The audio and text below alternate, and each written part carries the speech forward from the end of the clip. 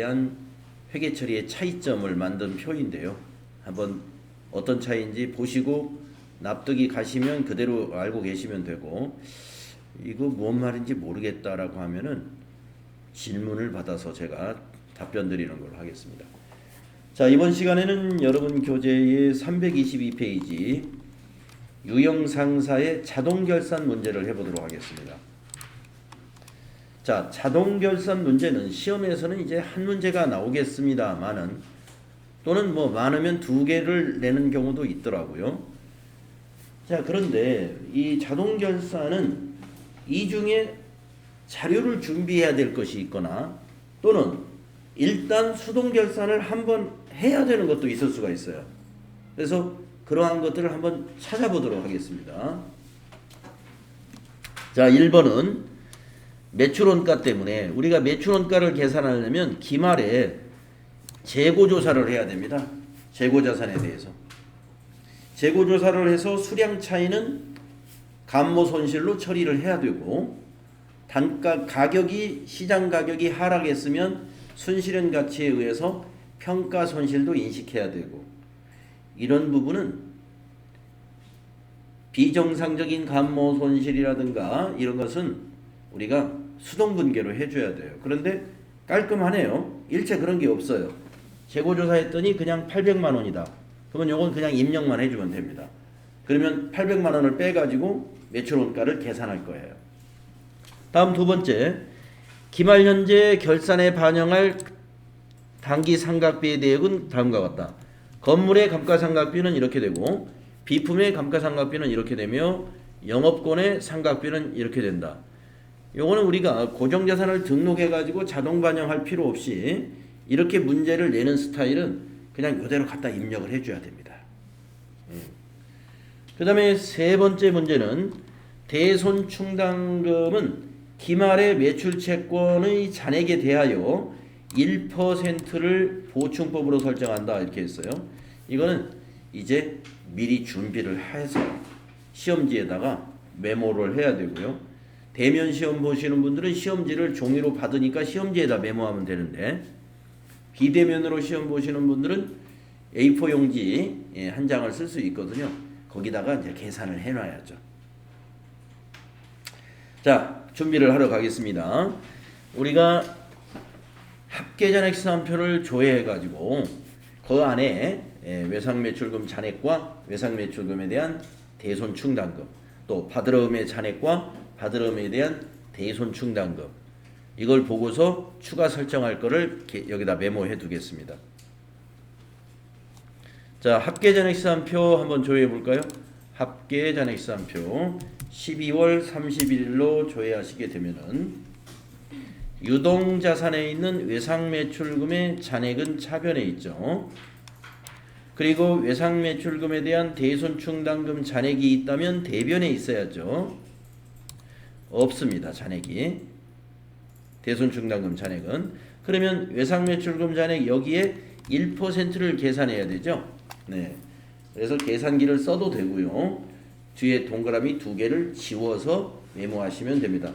643 176 000인데 여기에 곱하기 1% 하게 되면은 뒤에 동그라미 두 개 지운 거니까 6,431,760이에요. 6,431,760을 시험지에 외상매출금 쪽에다가 이렇게 메모를 해 두어야 된다.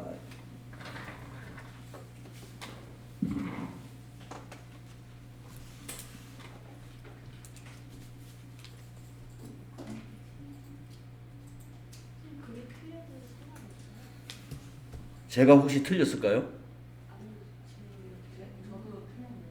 혹시 저하고 숫자 같으신 분 있나요? 제가 틀릴 수도 있는데. 아, 같으신 분이 이렇게 많아요? 그럼 우리 많은 사람이 맞는 거예요. 네. 자, 그런데 본인 것은 틀리다 그러면 본인 걸로 한번 해보십시오. 본인 것으로. 실제 시험에서도 그렇습니다. 만약에 실제 시험에서도요, 그 본인 거 숫자 가지고 하셔야 돼요. 본인 거 숫자 가지고. 그러면은 앞부분에 전표 입력 때문에 틀린 부분은 그거는 그대로 틀린 걸로 처리가 되겠으나 이 부분은 맞는 걸로 채점을 해줍니다. 네. 자기 거 데이터 가지고 하시는 거예요. 가능한 실제 시험에서는 앞부분에 전표 입력한 내용과 관계없이 정답이 누구나 다 똑같이 나올 수 있도록 문제를 출제합니다. 기술적으로. 기간을 이렇게 해가지고 그렇게 대부분 문제를 내지만 만약에 그렇지 않는다 하더라도 자기 데이터 가지고 계산하시는 거예요. 그럴 수밖에 없겠죠. 시험 보는 날 뭐 옆 사람하고 비교해 가면서 이렇게 시험을 볼 수도 없는 거니까 자기 거 숫자 가지고만 하는 거예요. 방법만 아시면 돼요. 그러니까 자, 그래서 6,431,760 이것이 1%인 사람이 여러 사람이 있기 때문에 지금 우리가 제 데이터는 정상이다라고 보고요. 자, 저는 이렇게 메모하겠습니다. 그리고 대손 충당금은 없어요. 그러면 추가 설정을 요거 다 해야 됩니다. 그 다음에 받으러움도 확인합니다. 받으러움의 잔액이 1,630만 원이에요. 1,630만 원을 1%를 계산하는 것은 방법이 똑같죠. 1,630만 원에서 동그라미 2개 지우는 겁니다. 곱하기 1% 해도 16만 3천 원이 나오죠. 그래서 여기에 1%는 16만 3천 원이다. 근데 보충법이니까 받으러움의 대손 충당금 5만 원이 있습니다. 그래서 빼기 5만 원. 추가 설정은 11만 3천 원을 추가 설정해야 된다. 맞습니까? 그래서 받으러움에다가 11만 3천 원을 이렇게 메모를 해두겠습니다.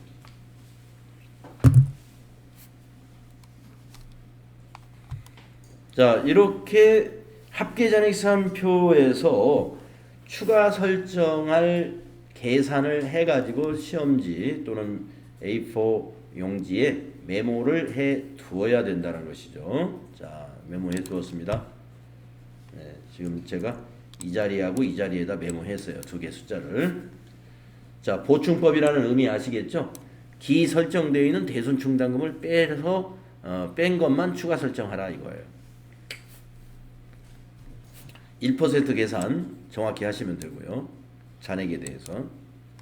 자, 다음에 네 번째 거 보겠습니다. 12월 31일 현재 영업부 직원에 대한 퇴직금 추계액은 1,500만 원이다. 회사는 퇴직금 추계액 전액에 대해서 퇴직금의 충당 부채를 설정하기로 하였다. 해당 계정을 조회하여 회계 처리하시오. 자, 여기서 해당 계정은 뭐냐면 퇴직급여 충당 부채입니다. 우리가 추계액만큼 퇴직급여 충당 부채를 만들어 놔야 되거든요.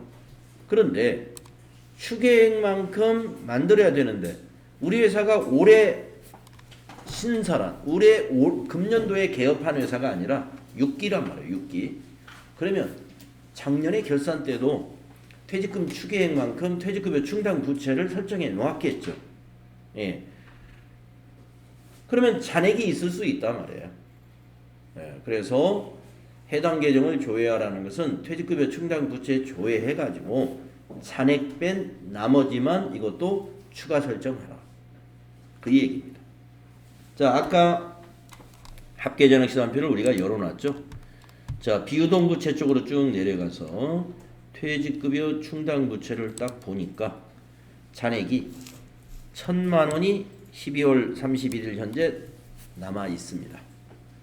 예, 전기에 설정해 놨기 때문에 남아 있기 마련이죠. 회사 경영이 뭐 정상적이었다면 남아 있는 게 일반적입니다. 왜냐면 수많은 퇴직자들이 나오지 않은 이상은. 네. 그래서 1,000만 원이 남아 있다. 그러면 이제 500만 원만 추가 설정하면 된다는 거죠. 그래서 여러분이 시험지에다가 500만 원만 내가 추가 설정할 거다 하고 메모를 해둬야 돼요. 500만 원 입력해야지. 또는 500만 원 추가 설정한다 이 말이에요. 그래서 500만 원.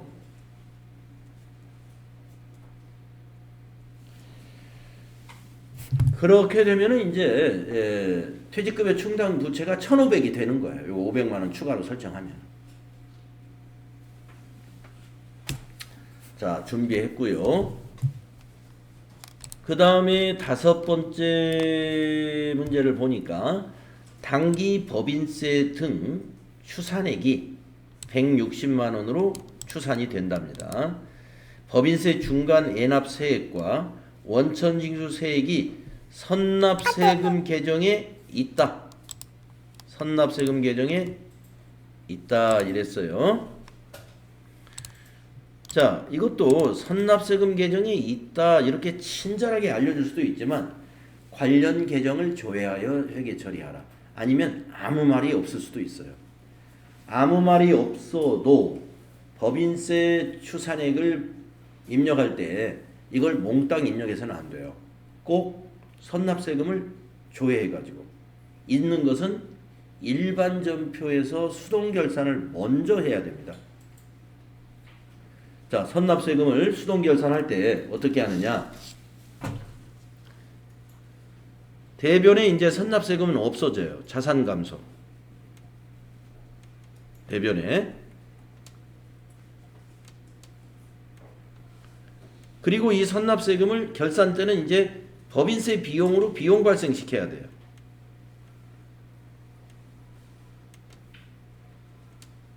비용 발생. 이것을 수동 분계로 해줘야 된다 이겁니다. 일반 전표에다가.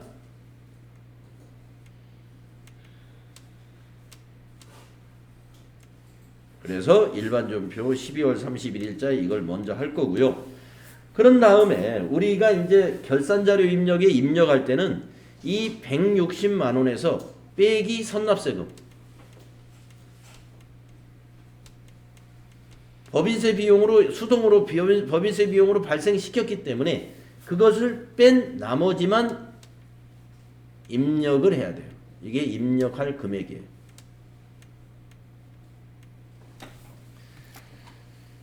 법인세 추산액에서 선납세금을 뺀 금액을 입력한다. 이렇게 정리가 되겠습니다. 자, 그러면 우리가 열어놓은 시산표에서 당좌자산 쪽에 선납세금이 있는지 보겠습니다. 선납세금 있으니까 아까 이렇게 있죠. 근데 중간 애납한 거는 아닌 것 같아요. 조금밖에 없네요. 선납세금이 46,200원. 요거 여러분 기억나실지 몰라요. 정기예금이 만기돼가지고 뭐 30만 원 이자가 붙었는데, 그 법인세, 지방법인세 빼고 얼마가 보통예금이 입금됐다. 이런 문제 한번 했던 기억나시죠? 그때 발생했던 선납세금입니다. 그래서 46,200원을 일반 전표에서 아까 그 방식으로 입력을 할 겁니다. 자, 46,200원 컨트롤 C 복사 떠가지고 일반 전표 12월 31일 일반 전표 12월 31일에 이번에 9번째 전표네요. 3번 차별의 법인세 등이라는 998번이 있습니다. 그래서 쭉 가가지고 컨트롤 V 46,200원 밑으로 내려와서 대변에 선납세금 자산 감소 컨트롤 V 46,200원 이렇게 되겠습니다. 이것을 수동 분계를 해야 돼요. 그래서 법인세 문제, 자동결산 문제 나오면 선납세금 꼭 조회해야 됩니다. 그래서 선납세금을 일반 전표에서 법인세 비용으로 대체시키는 전표를 먼저 입력하셔라. 자, 이제 계산기를 들고 빼놔야 되겠죠. 계산기를 들고 160만 원에서 46,200원을 뺐더니 100 이런 숫자가 나오죠. 1,1 53,800 이걸 메모를 해줘야죠. 1,553,800 이거를 입력할 거다. 이걸 입력할 거다.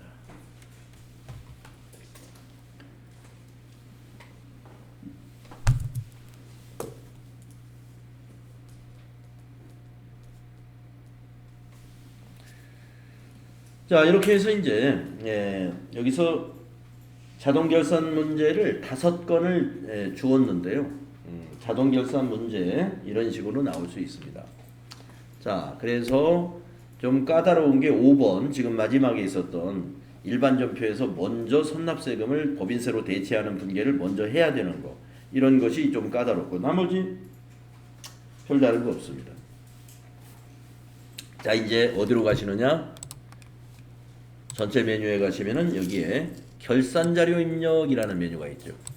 자동 결산은 여기서 하는 거예요. 결산자료 입력에서요. 자, 클릭하시고 1월부터 12월을 입력합니다. 매출원가 경비 선택이 나오면은 여기에 안내를 보시게 되면은 상품 매출원가 코드는 입력하지 않고 그냥 확인 누르면 된다 이런 안내거든요.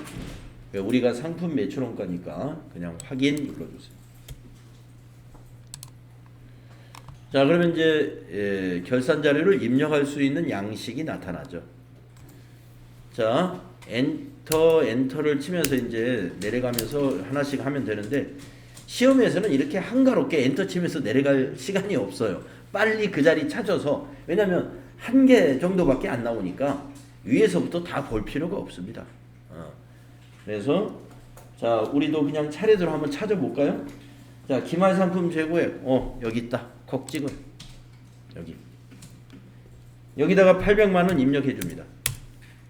그러면 저 위에 매출원가가 1억 지금 795만 원인데 800을 빼 가지고 9,995만 원으로 싹 바뀌죠. 여기 800만 원 입력하면. 그래서 여기서 보면은 타계정 대체 100만 원하고 요 기말 상품 재고액 800만 원하고 요 900만 원을 빼요. 요 두 개 더해 가지고 기초에다가 당기 상품 매입액을 더해서 타계정 대체하고 기말 상품 재고액을 빼 가지고 뭘 계산해요? 매출 원가를 계산합니다. 자, 그 다음에 우리 2번에 있는 감가상각비 밑으로 내려가야 있습니다. 자, 감가상각비라고 여기 중간쯤에 보일 거예요. 거기에 건물부터 입력하면 돼요. 여기 건물에다가 600만 원. 엔터. 차량 운반부는 없네요. 그럼 비품 하나 더 내려와서 120만 원. 엔터. 영업권은 어디냐? 무형자산이에요. 무형고정자산.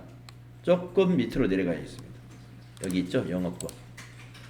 무형고정자산 상각에 영업권에다가 150만 원. 이렇게 입력하고 그 다음에 아까 대손충당금, 외상매출금과 받으러움 추가 설정한 거 메모한 거 있죠? 그것이 바로 위에 있어요. 무형고정자산 상각 바로 위에 대손상각. 거기 외상매출금에다가 6431 자기 메모한 숫자 넣으시면 돼요. 6431 760. 그 다음에 받으러 오면은 113 000. 자기가 메모한 숫자를 넣었을 때 이 교재에서 문제를 낸 그만큼의 매출 채권이 딱 쌓이는 겁니다. 그러니까 결과는 같아져요. 예, 여러분이 여러분의 잔액을 가지고 계산해서 입력하면은 결산 끝나면 대손충당금이 설정된 결과는 누구나 다 똑같아집니다. 왜냐하면 추가 설정액이 서로 다 다르니까 결과는 같아지게 됩니다.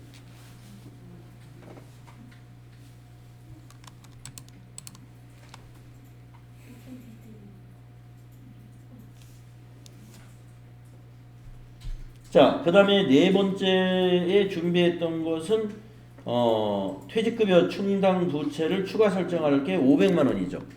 그건 어디에 있냐면 여기에 있습니다. 잡비 바로 밑에. 판매관리비 잡비 바로 밑에 퇴직급여 가로 열고 전입액 여기다 입력하는 거예요. 500만 원. 그 다음에 다섯 번째 마지막으로 법인세 추가 입력해야 될 금액 맨 마지막 줄 맨 밑에 있습니다. 법인세 계산 여기다가 153 800원을 입력하고 엔터를 치면은 여기 법인세가 160만 원으로 이게 합계가 나옵니다. 여기 선납세금이 여기 벌써 와 있죠? 이 두 개가 합쳐져서 이쪽에 나와요.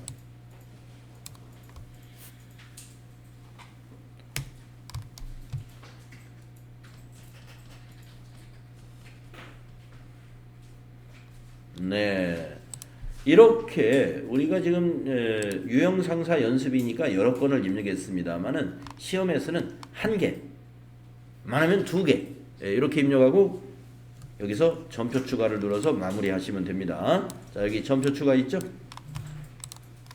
예 해주고 확인 눌러주시면 끝납니다. 그러면 일반 점표로 한번 가보세요. 일반 점표 12월 31일에 우리가 9번까지 입력을 했었는데 여기 위에서 조회를 눌러보시면은 점표가 15개가 됐습니다. 10번부터는 결차, 결대라는 구분으로 분계가 일어나는데 10번 점표는 상품 매출원가 대체분계 9,995만 원이 상품에서 상품 매출원가로 대체되는 분계입니다. 이렇게 해야 손익계산서로 이 상품 매출원가가 가게 되는 거죠. 그 다음에 11번 분계는 추가 설정한 퇴직금 있죠. 퇴직금 추계액 500만원. 이렇게 추가 설정해서 이제 퇴직급여 충당 부채가 1,500으로 바뀌게 되겠습니다. 12번째 점표. 감가상각비. 네. 건물과 비품에 대한 것입니다. 건물과 비품에 대한 감가상각비 계상 분계. 차변에는 감가상각비, 대변에는 감가상각 누계액. 건물과 비품으로 나누어 가지고 누계액이 구분이 되죠. 그 다음에 13번째 점표는 외상매출금과 받으러움에 대한 대손상각비 설정하는 분계. 차변의 대손상각비, 대변의 109번 대손충당금, 111번 대손충당금. 그 다음에 14번째 점표. 영업권에 대한 무형고정자산 상각비 정리하는 분계. 차변의 무형고정자산 상각비, 대변의 영업권. 직접 상각이죠. 무형자산은 직접 상각, 유형자산은 차감계정. 감가상각 누계액이라는 차감계정으로 간접적으로 상각한다. 배우셨죠? 그리고 유형자산은 감가상각비라는 판매관리비로 비용 처리하고 무형자산은 무형고정자산 상각비라고 하는 판매관리비로 비용 처리하죠. 비용 개념 과목이 서로 달라요. 그 다음에 15번 점표를 보면은 법인세를 비용으로 발생시키면서 부채로 인식하는 분계. 왜 155만 3,800원만 하느냐? 아까 선납세금을 법인세로 대체하는 분계는 9번째 점표에 일반 점표로 미리 넣어놨어요. 네, 그거를 뺀 추가 설정한 것만 다시 법인세로 대체되면서 미지급세금이 됩니다. 왜 그러면 요거는 미지급세금이 아니냐? 요거는 미리 은행에다가 미리 냈던 세금입니다. 그래서 미지급세금이 아니죠. 그래서 선납세금으로 잡아놨던 거고. 아직 세금을 내지 않은 것은 155만 3,800원이 현재 미지급 상태의 세금이에요. 자동분계라는 것이 이렇게 결산자료 입력에다가 해당되는 양식에다가 숫자를 넣어놓고 점표 추가 누르면 이 분계가 자동으로 된다는 뜻이죠. 자동으로. 근데 여러분이 자동으로 된다 하더라도 이 분계를 여러분이 어떻게 할 줄 알아야 돼요? 해석할 줄 알아야 돼요. 이 분계를 해석할 수 있어야 된다. 네, 이렇게 해서 우리가 이 유형상사의 자동결산 문제까지 마무리를 해봤는데 질문 있으면 질문 받겠습니다.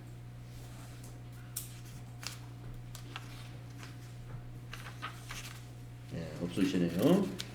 자, 그러면은 이제 그 회계정보 분석 문제가 있는데요. 요거는 띄엄띄엄 해보도록 하겠습니다. 쉬운 거니까. 시험에서 6월 달에는 여러분 회계정보 분석 문제가 2문제가 나올 겁니다. 6월 달에는. 그래서 2개만 맞추면 됩니다. 아주 쉽게 나와요. 어떻게 나오느냐? 이런 것처럼 거래처 원장을 조회하라. 또는 총계정 원장을 조회하라. 이렇게 장부를 콕 찍어주고 문제를 내기 때문에 이 문제를 못 맞추는 사람은 거의 없습니다. 그리고 이 회계정보 분석 문제는 시험지 맨 뒤편에 있어요. 그래서 처음부터 어려운 문제, 시험 준비가 혹시 조금 미흡하게 되신 분은 어려운 문제는 뒤로 미루고 쉬운 거부터 싹싹 해야 자신감이 생깁니다. 아, 내가 이제 할 수 있는 것은 다 했구나. 나머지는 뭐 맞으면 맞고 틀리면 틀리고 이렇게 이제 편안하게 시험 보셔야지. 자신 있게 할 수 있는 것이 있음에도 불구하고 앞에서부터 차례대로 하느라고 시간을 낭비하면은 그나마 내가 가지고 있는 취득할 수 있는 점수마저도 다 취득을 못하게 되죠. 그래서 시험을 보실 때는요 분명히 요령이 있습니다. 내가 자신 있는 문제부터 빨리 한다는 거. 어려운 것은 뒤로 하면 돼요. 뒤로 하면 됩니다. 이게 쉬운데 이게 하나가 벌써 4점짜리거든요. 앞에 어려운 것도 3점밖에 안 돼요. 근데 똑같은 점수를 얻는데 왜 어려운 거 가지고 고생을 해요? 쉬운 것부터 빨리빨리 하셔야지. 자, 그러면은 우리 323페이지에서 3번하고 5번을 한번 해보겠습니다. 자, 3번이 무슨 문제냐? 계정별 원장을 조회하라. 네, 계정별 원장에서 먼저 1번만 해보겠습니다. 4월 중에 외상매출금 회수액은 얼마냐 이렇게 물었어요. 계정별 원장을 가가지고 4월 1일부터 4월 말일까지 계정 과목을 외상매출금을 선택하면 되겠네요. 한번 가볼까요? 계정별 원장 딱 가가지고 4월 1일부터 4월하고 말일은 그냥 엔터 치면 알아서 말일을 찍어줘요. 4월이 30일까지 있나 31일까지 있나 이거 좀 고민스러울 수 있잖아요. 그냥 엔터 치면 항상 말일이 찍힙니다. 계정 과목은 외상매출금이죠. 108번 좀 외웠으면 좋을 것 같아요. 108번. 네. 모르면 검색해야 돼요. 모르면 자 108번 108번부터 108번. 네. 연습 많이 하신 분은 외상매출금이 외워집니다. 108번. 왜냐하면 외상매출금이 꽤 많이 나와요. 전표 입력 문제에서. 자, 금액은 전체. 자, 외상매출금 계정 과목의 원장이 보이는데요. 물어서 질문한 것은 회수를 물어봤습니다. 자, 차변이 회수냐, 대변이 회수냐. 회수라는 건 외상매출금이 감소했다는 겁니다. 외상매출금은 자산이죠. 외상매출이 일어나면 차변에 기록이 되고요. 회수, 받으면 대변에 기록합니다. 그래서 외상매출금의 회수는 대변이다라는 사실을 여러분이 알아야 이 문제를 맞추죠. 그래서 월계가 여기 나와 있습니다. 345만 원이다. 여기는 지금 단답형으로 문제를 냈는데요. 여러분 6월 달에 시험 볼 때는 단답형 문제는 없어요. 보기 1, 보기 2, 보기 3, 보기 4 해가지고 어떤 거는 얼마 숫자를 이렇게 쭉 써놓을 거예요. 다 찾으면 됩니다. 자, 이제 5번 문제 해보겠습니다. 그런데 이제 8월부터는 단답형으로 문제를 내는 것 같아요. 8월부터는 단답형도 나오는 것 같습니다. 자, 5번 보겠습니다. 총계정 원장을 조회하라. 이것도 1번만 해보겠습니다. 상반기 중 상품의 매입액이 가장 큰 달은 몇 월이냐? 그러면 총계정 원장에 가요. 총계정 원장 여기 있죠? 자, 계정 과목이 상품이죠. 그냥 여기서 상품을 바로 조회해도 되고요. 조회할 때는 물음표 단추 눌러서 상품 146번. 그러면 뒤에도 146번 엔터. 그러면 여기 왼쪽에 상품 하나만 나오는 거고요. 여러분이 만약에 계정 과목을 여기서 검색 안 하고 그냥 엔터로 넘어가잖아요. 그러면 여기가 현금부터 쫙 모든 계정 과목이 다 보입니다. 거기서 왼쪽에서 상품을 찾아주시면 돼요. 자, 상품 찾았습니다. 상반기니까 1월부터 6월이죠. 그래서 상반기 중 매입이 가장 큰 달은 상품에 매입하면 상품 계정 차변에 기록하죠. 그래서 차변에서 제일 큰 거는 1월이네요. 그래서 답이 1월이다. 이렇게 기록하시면 되겠네요. 자, 다음 페이지 넘어가가지고요. 얼마나 쉽습니까? 이런 문제는 제일 먼저 싹 해놔야 됩니다. 다음에 8번 문제하고 11번 문제 한번 해보겠습니다. 8번과 11번. 자, 8번은 애적금 현황을 조회하라 그랬네요. 6월 30일자 애적금 잔액이 틀린 것은 애적금 현황을 6월 30일자로 잔액으로 조회하면 되겠네요. 자, 애적금 현황 메뉴가 어디 있냐면 자금 관리 안에 있어요. 여기 자금 관리 안에 애적금 현황 클릭해 볼까요? 네, 잔액으로 날짜는 그 6월 30일자를 쓰면 되죠. 6월 30일. 네, 국민은행 3천만 원 맞았고, 서울은행 맞았고, 대한은행 틀렸네요. 대한은행이. 그래서 틀린 것은 3번 대한은행이 틀렸다. 이렇게 찾을 수 있겠네요. 4번 한국은행. 네. 4번에 한국은행이라고 나와 있는데. 4번이. 어? 답이 그 출제 에러가 왔습니다. 출제 에러. 답이 두 개일 리는 없을 텐데요. 뭐 이대로 한다면 실제 문제가 만약에 이렇게 나온다면은 4번 찍은 사람도 맞는 걸로 할 수밖에 없어요.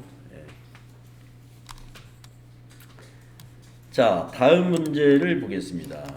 아까 11번 하기로 했죠? 8번하고 11번. 자, 11번 문제 보겠습니다. 어음 직계표를 조회해서 국민은행에서 수령한 약속어음 중에 미발행된 어음 매수가 몇 매냐 이렇게 물었어요. 어음 직계표를 한번 가보겠습니다. 어음 직계표도 여기 자금관리 박스에 있습니다. 자, 어음 직계표 클릭하시고요. 수불장에서 그냥 엔터. 금융기관은 국민은행만 선택하는 게 편하겠네요.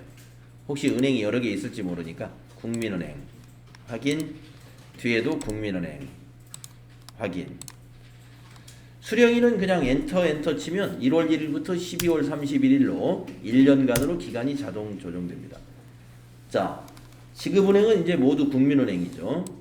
네, 여기에서 질문하기를 미발행된 어음의 매수 밑에 나옵니다.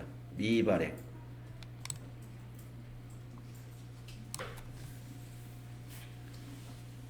아래 통계가 나와요. 미발행 18매 되겠습니다.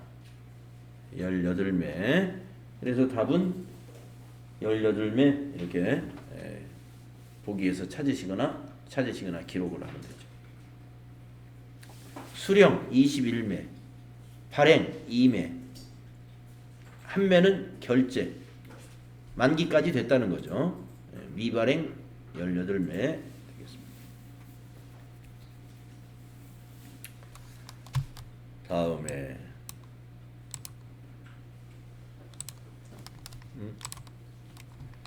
자, 다음 페이지로 가서도 두 개만 한번 해보겠습니다. 네, 5번과 손익계산서 조회의 2번을 해보겠습니다. 자, 5번은 전기분 당좌 비율을 계산하면 얼마냐. 재무상태표에서 봐야 돼요. 이거 소수점 이하를 버린다. 여러분 소수점 이하를 버릴 때 곱하기 100까지 해서 버리셔야 돼요. 네. 사지선다로 문제가 나오면 뭐 실수할 리가 거의 없는데 이걸 단답형으로 문제를 낼 때 당좌자산 나누기 유동부채 해가지고 소수를 버려버리면 어떻게 해요? 틀립니다. 곱하기 100까지 하고 나서 소수 버리고 답을 써야 됩니다. 자, 당좌 비율 전기분과라 하더라도 그냥 재무상태표 조회하면 당기와 전기가 같이 보이니까 재무상태표를 조회하겠습니다. 여기 있죠? 12월 달로 조회하셔가지고 아직 우리가 장부 마감이 안 돼 있어가지고 좀 에러가 나는데 전기 거 가지고 하기 때문에 어차피 당기는 안 볼 거예요. 그래서 이렇게 해서 전기 거로 당좌 비율을 계산기로 한번 계산해 보세요. 여러분이 소수 맞게 하는지 한번 보겠습니다. 1083 제가 질문할 거예요. 계산 다 해보세요. 565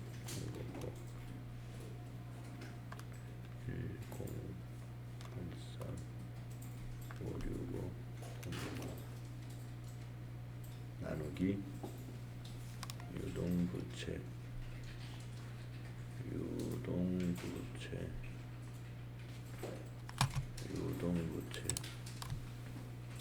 463 267 000 곱하기 100 그리고 소수를 버려라.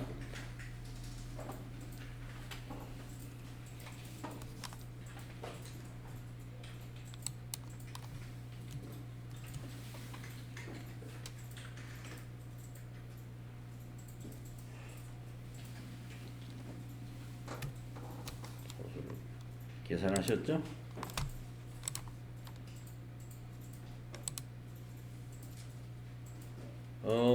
유소영 씨한테 한번 질문을 해보겠습니다. 얼마가 나오던가요, 유소영님? 지금 입력하고 있어요. 아, 입력하고 있어요?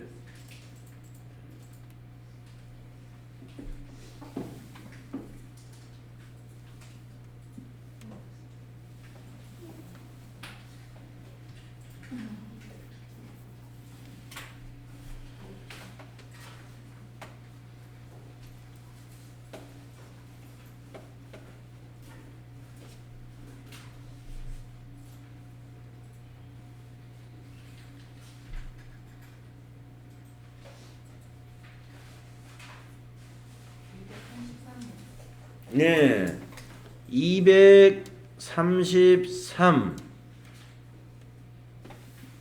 단위는 퍼센트였어요. 네, 뭐 233 쓰시면 되는 겁니다. 네, 이렇게 써야 되는데 이제 제가 이제 단답형으로 이제 시험을 보는 반들이 있어요. 그랬더니 이렇게 계산을 하시는 거야. 233이 안 나오고 그분은 답을 뭐라고 썼냐면 계산을 어떻게 했냐면 당좌자산 1083 565 000 나누기 유동부채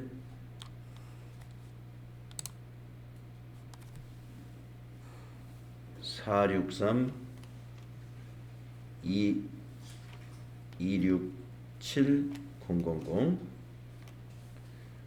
한 다음에 여기서 소수를 버려버리네요. 지금 소수가 어떻게 나왔냐면 2.33896 뭐 이렇게 나왔거든요. 여기서 소수를 버려버리는 거예요. 그러면 2만 남았잖아요. 여기다 곱하기 100을 하니까 200이 나와요. 답은 233이 나와야 되는데 200이다 이렇게 써놨더라고요. 그래서 왜 200이 나왔느냐 확인해 보면 네, 당좌자산에서 유동부채를 빼니까 소수가 나온 거예요. 아, 소수를 절사하라고 그랬지. 거기서 소수를 버려버리고 곱하기 100 그러니까 200% 이렇게 나오는 거죠. 여기서 소수를 여기서 버리라는 것은 그 뒤에 있는 곱하기 100까지 하고 버려야 맞는 겁니다.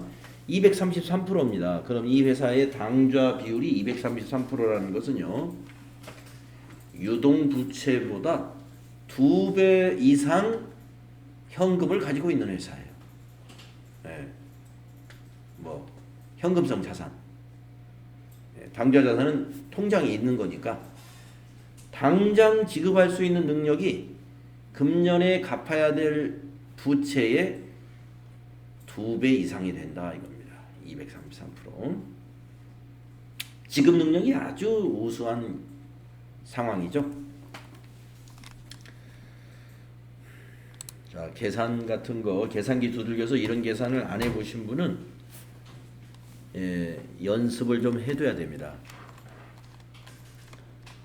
다음에 손익계산서 조회 문제의 2번을 한번 해보겠습니다. 상반기 복리후생비 월 평균 발생액이 얼마냐?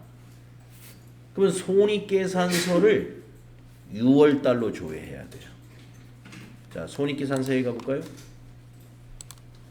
손익계산서를 6월달로 조회해야 이게 1월부터 6월에 손익계산서가 됩니다. 여기 1월부터 6월이라고 기간이 표시되어 있죠. 6월달로 조회하면 기간은 1월부터 6월이 됩니다. 자, 복리후생비의 평균을 구하라고 그랬기 때문에 여기 복리후생비가 여기에 있잖아요. 이걸 6으로 나눠야죠. 그래서 계산기로 1262040 나누기 6개월 하는 겁니다. 그러면 2,103,400원 이렇게 나오네요. 210만 4,400원을 답으로 기록하시면 되겠습니다. 나누기 한번 하면 되죠.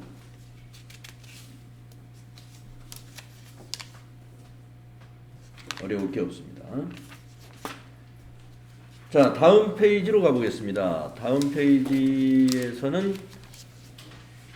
메인 매출장 거 하나 하고 부가가치세 거 하나 해보도록 하겠습니다.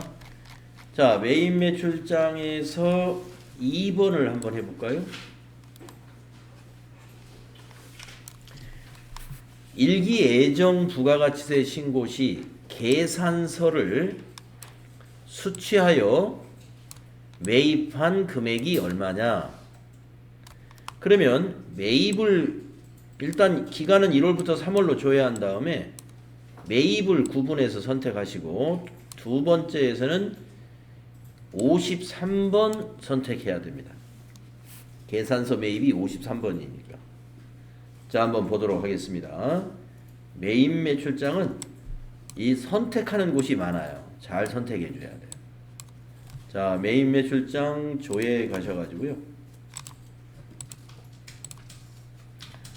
총계정 원장 밑에 있죠? 메인 매출장. 1월부터 3월에 해당이 됩니다. 1월 엔터, 3월 엔터. 자, 이 구분. 여기서 매입을 선택해라 이거. 그 다음에 과세 유형. 여기서 계산서 매입은 53번이다 이거. 예. 그리고 엔터 치시면 됩니다. 그래서 요 기간하고 구분과 과세 유형 메인 매출장은 이것을 잘 입력해야 바로 답을 찾을 수가 있습니다. 그래서 매입한 금액이 얼마냐? 10만 원이죠. 분기 누계 10만 원 답이 되겠다. 여러분, 분기라는 건 3개월치를 말해요. 월계는 한 달치, 누계는 1월부터 지금 현재 마지막 달까지. 그게 누계.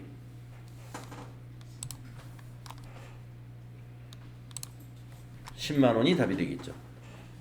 그 다음에 밑에 부가가치세 신고 문제가 4개 있는데 그 중에서 4번을 한번 해보겠습니다. 일기 확정 부가가치세 신고 시에 과세 표준은 얼마일까요? 네, 그러면 부가가치세 신고서를 조회해야 합니다. 그래서 일기 확정 4월부터 6월 달로 조회를 합니다.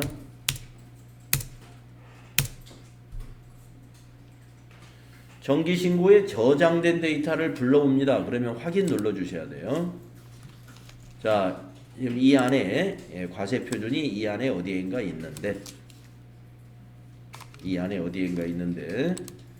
제가 한번 질문을 또 해봐야 되겠죠? 양송이님한테 한번 질문 한번 해보겠습니다. 과세 표준이 얼마일까요?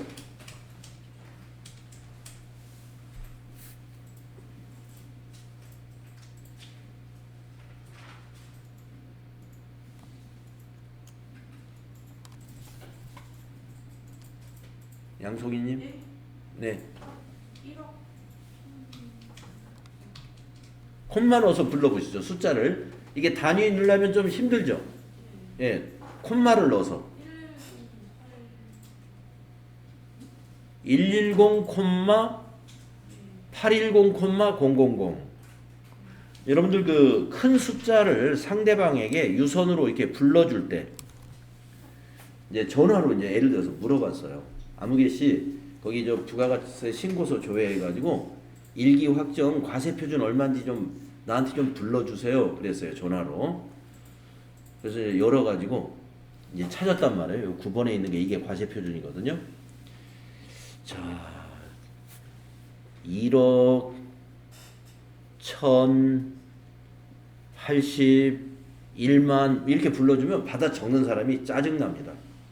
이거 어떻게 적어야지 이걸? 그래서 숫자를 전화로 불러주고 받아 적을 때는요 단위를 넣지 마세요. 자, 불러드리겠습니다 하고 110, 그러면 그냥 적으면 돼요. 110 쉼표 넣고 810, 810 하고 쉼표 넣고 000 얼마나 불러주기도 편하고 받아 적는 사람도 편합니까? 여러분은 회계를 하셨기 때문에 숫자를 항상 콤마 넣어서 장부에 적으시고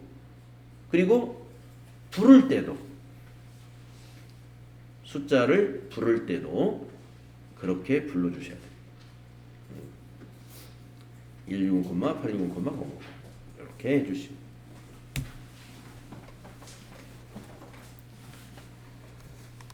자, 과세표준 어느 것인지 아시죠? 과세표준이 무엇인지 신고서 어디에 있는지 알고 계셔야 되겠습니다. 네, 이렇게 해서 우리가 유형상사를 다 마쳤습니다. 유형상사 다 마쳤고요. 쉬었다가 다음 시간에 기출문제 풀이로 넘어가도록 하겠습니다.